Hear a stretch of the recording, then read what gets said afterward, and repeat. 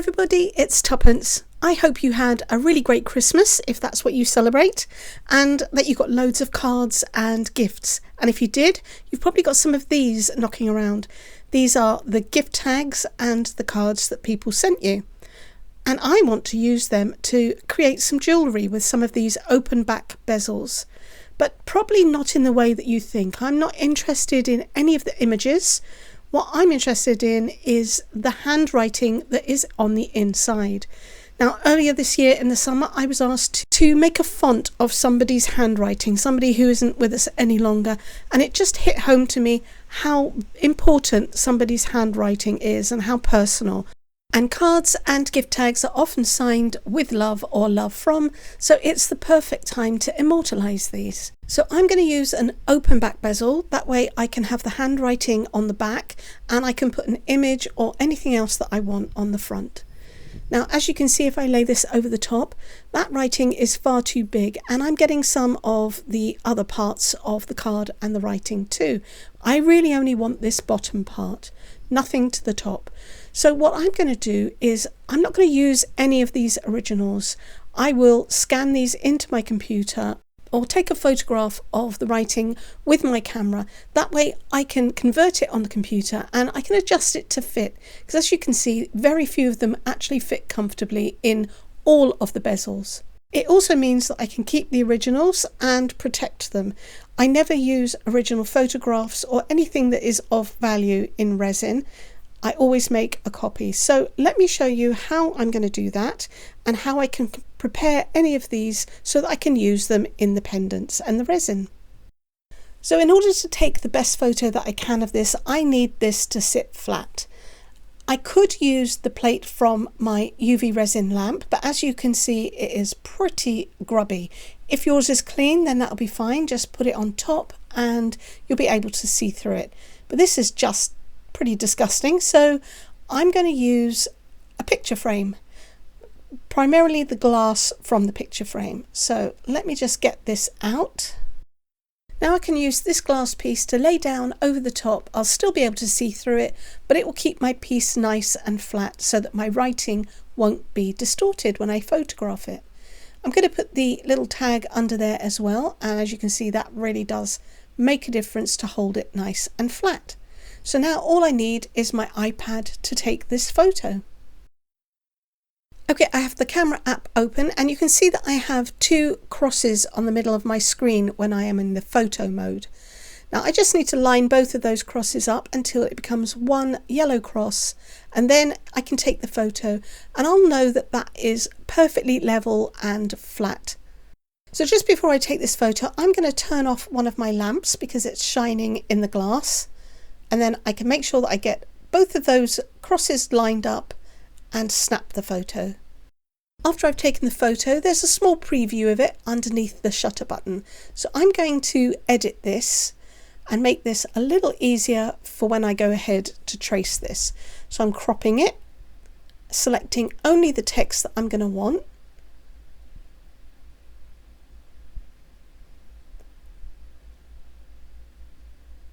That looks pretty good, and I could crop that even further if I wanted to. If I'm happy with that, I just go ahead and click done or save.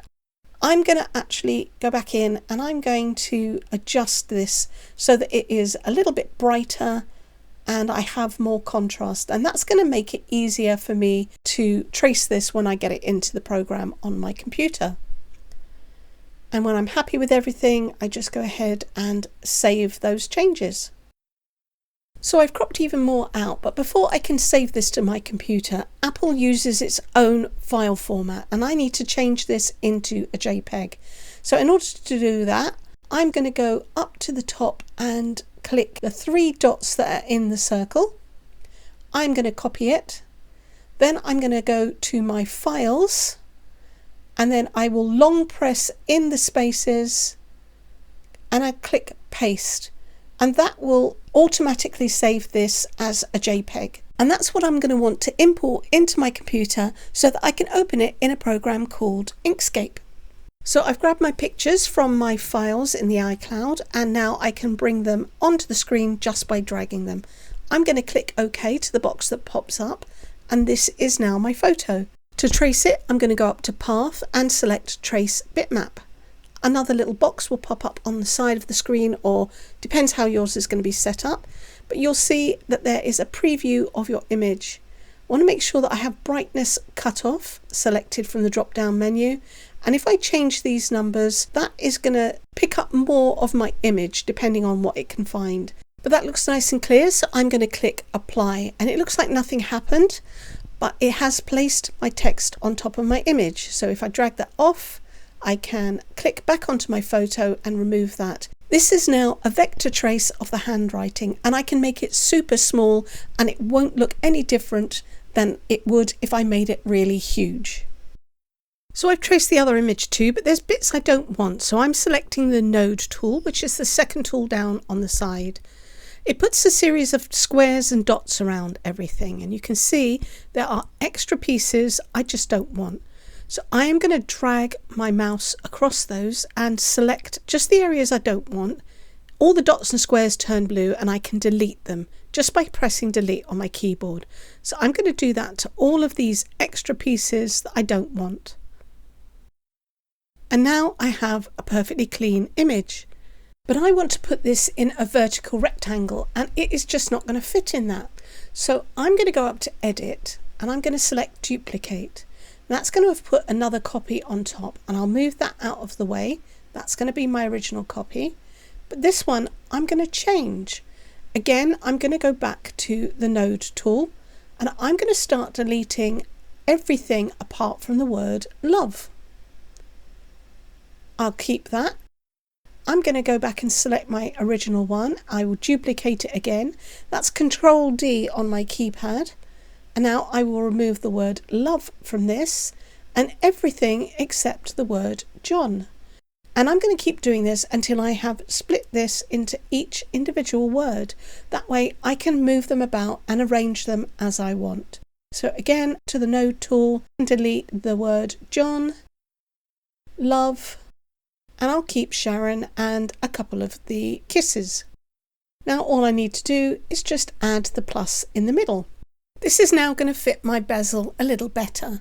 However, I'm going to select all of them because they're all individual letters, and I want to go up to Path and Union, which will join them together and create one printable piece. Now I'm going to save these as an SVG so that I can use them with my laser cutter or my Cricut. I'm going to close the trace bitmap because I've finished with that, and I'm going to go up to File and Export. Another panel is going to open up, and this is where we can choose how we want to save it. So it's on Page at the moment, so I want Selection, not Page. Page will show you down here that it's everything. Selection will be the one thing that you have selected. I'm going to change PNG to SVG, and then I'm going to click this little folder next to it, and that is going to tell me where I'm going to be saving my piece. So you can select that and then choose where you want to save it. I'm just going to make sure that it is going to save as an SVG from the file type, and then I can give this a name. And as soon as I click save, that will be saved as an individual SVG that I can use with my laser cutter or my Cricut, or just print it out. And I'm going to repeat that process, and I'll save the other two separately as well. To make sure that I print these the right size, I'm going to select the rectangle tool and draw myself a guide. This is going to represent the bezel. I've already measured that, so I'm just going to put a rectangle on the screen by clicking and dragging. Then I can change the width up here. I'm working in millimeters, so I want 17 for the width and 25 for the height.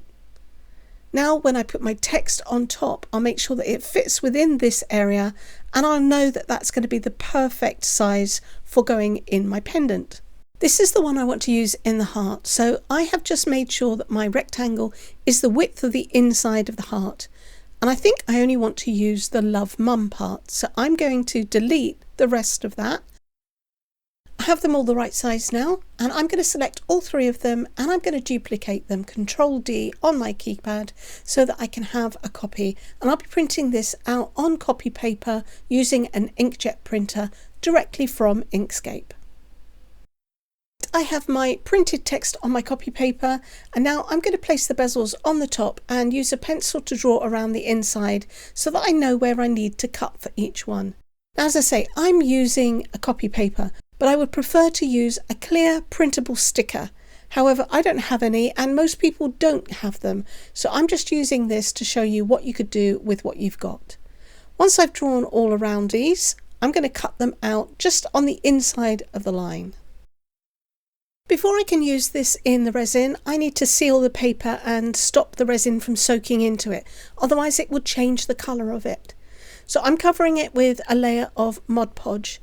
It needs to be covered on both the front and the back, and even along the sides. So if you brush into the middle of the piece, you'll make sure that you actually get some glue on the sides as well. Once that is covered, I need to set that aside and let that completely dry. And that has not made my ink run, but for some people, depending on which printer or ink that you use, you may find that adding the glue on the front will make the ink run. So I'm going to show you a way that you can still seal this if, when you add glue, your ink runs. And what you'll need is sticky tape. I'm using packing tape because it is nice and wide. And I'm going to cover that ink surface with the tape. Make sure that is all pressed down along every edge. Then I can peel that off, and I'm going to cover the back with the glue. That way I don't smear the ink, but it is still covered all around. Make sure that you go right across the edge onto the packing tape so that all of it is sealed with the glue. Then I just need to leave that to dry, and then I can cut that out and I'll be able to use these in the back of the pendant. While I'm waiting for those to dry, I need to add a layer into the bottom of my bezels first, and I need to fix them onto the Bezel Tape to do that. So I've just cut a piece. I'm going to fold these edges over so that it doesn't keep sticking to me. Okay, now I can place my bezels on top, and this is going to dam the bottom so that the resin doesn't fall through. So I'm just going to drop these in place, making sure that all of the open space is covered on that tape. Alright, so that just about fits. So now I need to press these down. I don't want to get my fingers all over there, so you could use the plate from your curing machine if you want, or I'm just going to use a stamping platform to push these down so that I don't get any fingerprints on the tape in the middle, because that first layer of resin that I put down will pick them up, and as I want these to be double-sided, I want it to be as clear as possible. Right, I'm just going to fold the excess bits on the side over, because this stuff, as I say, is super sticky and it will catch on everything. So just fold those over. I put the tape on the plate for my UV lamp. And now I'm just sticking this down in place with a little bit of masking tape so that it doesn't keep sliding around when I'm going to be moving this about. Okay, just make sure that I don't have any wrinkles in it and it's nice and flat. And then I can lay down my first layer of UV resin, but before I do that, I need to pop on a pair of gloves. Alright, I'm all kitted up. I'm going to use some UV craft resin and I'm going to lay down a thin layer in the bottom. This is just going to be enough to seal them. So I'm going to put a little bit in each one, and then I'll use a stick to spread it out and make sure that it covers the whole of the surface and reaches all of the edges of the frames. As this layer is going to be visible from the back, I want to make sure that I don't have any bubbles in it, and then I'm going to pop this underneath my UV lamp to cure. Okay, that first layer is now set and the paper pieces are all dry, so I'm going to add a little bit more UV resin in there and spread that out across the surface. It doesn't have to be completely flat, but I do want to make sure that I've just got a thin coat across the bottom. I'm going to do this one as well. Spread that out. And this is what's going to hold down these pieces. It's going to glue the paper pieces in place. So now I can lay down the heart, and I'm going to lay it down one edge at a time and gently push the air out as I drop that down into the resin. So I'll do the same with the last one, making sure that the text is face down and pressing that into the resin. Now some of the resin is coming up over the top of the paper, so I'm just going to smooth that around the edges, and I'm going to pop this underneath a double-sided UV lamp so that it can cure the resin that is underneath the paper as well as the resin that has come up over the surface. Now to decorate. I've got some Meyspring Dazzling diamonds which I can put into my resin, and I'm going to add also to that some of this white resin dye, and that's from Let's Resin. It's an epoxy dye, so I'm going to put a couple of drops into my silicone cup, and then I can add the Dazzling diamonds, which is a white mica with a glitter in it. So I just need to put a little bit of this in because it is pretty strong, and that's probably going to be enough. So I'll make sure that I get both of those colours mixed in. I'm looking for a slightly milky effect. I'm going for something like an opal, so I don't want this to be too strong. Now one of these is going to be for a February birthday, and that has a birthstone of amethyst, so I'm going to use some of this blue violet epoxy resin dye, and I'll pop that into the other cup. So a couple of drops and we'll see how strong that colour is. Make sure that is all mixed in so that there are no streaks. And that looks pretty good to me. So I'm going to start with a little rectangle, and I'm going to pour some of the white in the top. And then I'll add that purple to the bottom half. And I'm going to try and blend the two colours together. I'll drag up first, and then drag down, and then drag up again, and hopefully I'll get something like an ombre or a blend. So that's my first layer for this one. Now for the next one, I'm going to pour in some more of the white, and this is the one that I'm going to try and get to look a little bit like an opal.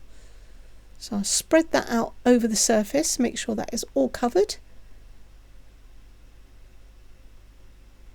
And then I'm going to add some of these mylar flakes, but I'm only going to put them in a kind of stripe through the middle, and then I can just push them down into that resin.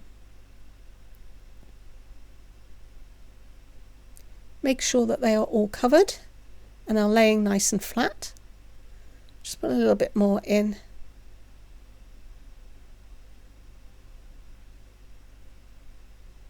So pretty. And then the heart is going to get some more of the white resin, and again I want this one to look like an opal.